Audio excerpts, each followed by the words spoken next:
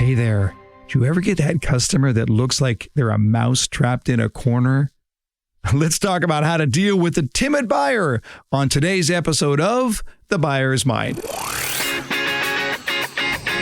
Welcome to The Buyer's Mind, where we take a closer look deep inside your customer's decision-making mechanism to reverse engineer the perfect sales presentation. Now, please welcome your host, Jeff Shore. Hello again, everybody. Jeff Shore here, your host on The Buyer's Mind, the podcast where we try and figure out how do our customers think, what is going on inside their brain.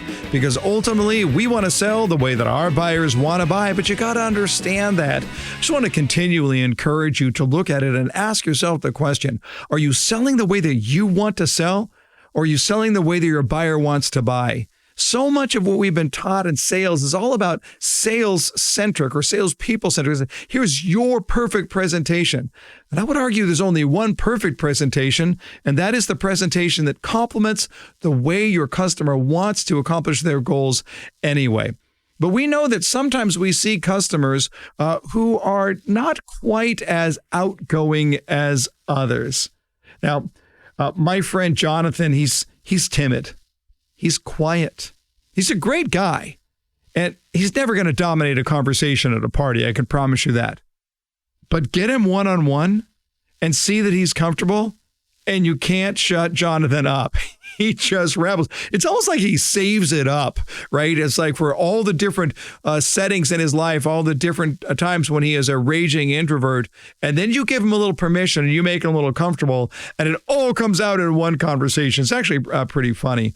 But we see this with customers all the time, don't we? They walk through the door and they're just timid, and you try your best. You try and be your nicest self, and you ask questions, and you get the little one-word answers, and they're one step away from visibly shaking, like they're going to throw their hands in front of their face and in case you decide to hit them. It's a really interesting phenomenon, and I just want to warn you right now, it's a difficult buyer for those salespeople who are otherwise true extroverts. Now, look, I've long said that introverts make for great salespeople, but extroverts certainly can as well. But if you're upbeat and outgoing and you just want to have a good time, if your sales presentation is defined by the words, let's party, you're going to have a hard time with that timid buyer. So let's get into it. Let's understand the timid buyer and first of all, why they are timid in the first place. Now, in some cases, it does come down to personality profiling. There are personality types that are far more reserved than others. I do want to make sure we're clear on this. That is a personality type that does not make it a part of their character. It doesn't make them mean. It doesn't make them cold. It doesn't make them non-feeling.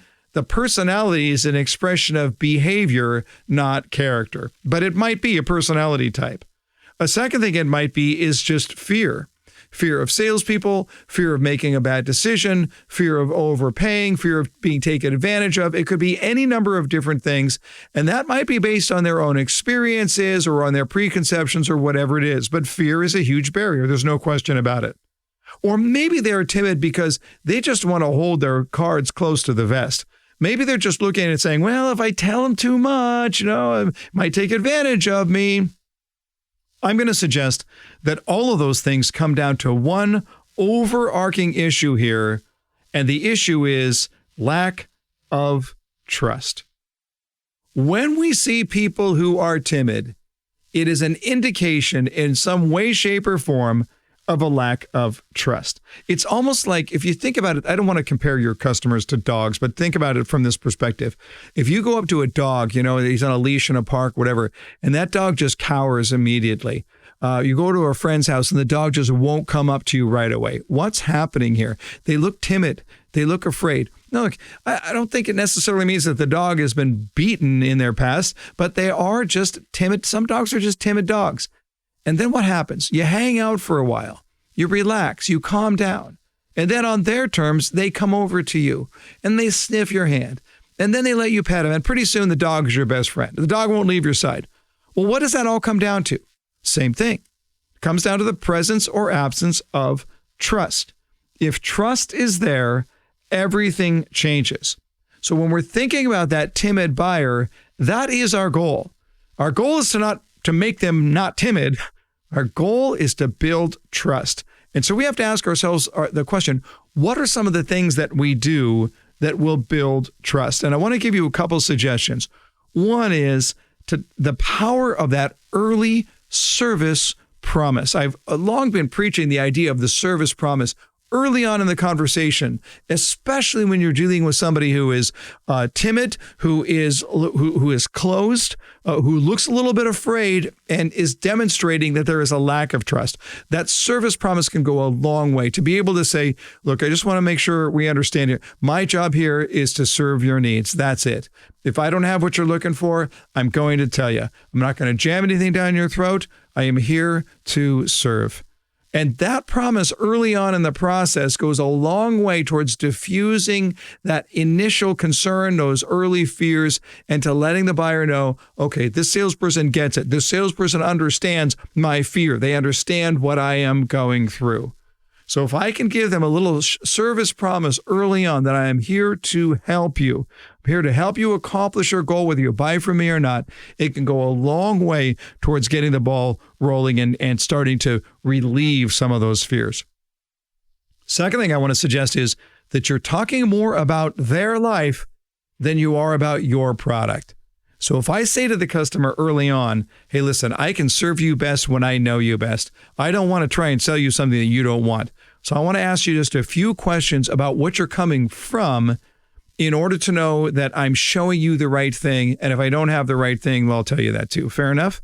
And that gives me permission to be able to get in to understand their life, to understand the experiences about what is their situation now, what's not working for them. Describe the dilemma. What is the dissatisfaction in what you currently have? What is causing you the frustration?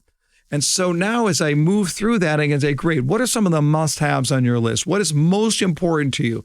What have you seen already that you've liked? If you've done your online shopping, what caught your attention? So what's happening here?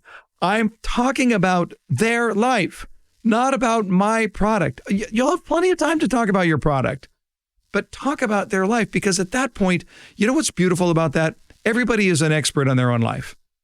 Everyone is an expert on their own life. These are not difficult questions for them to answer. So let's not talk about your product yet.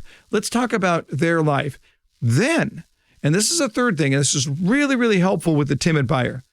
The key during the presentation when you're showing your product, the key is this, to find a pattern. It's going to sound something like this. You said this about your life right now, so let me show you that. You told me this, so let me show you that.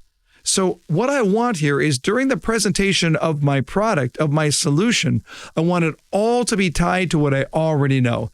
This is so valuable to the timid buyer because this shows trust. I can trust you because you're showing something that directly ties to my life. They can't argue that fact because they're the ones who gave you that information.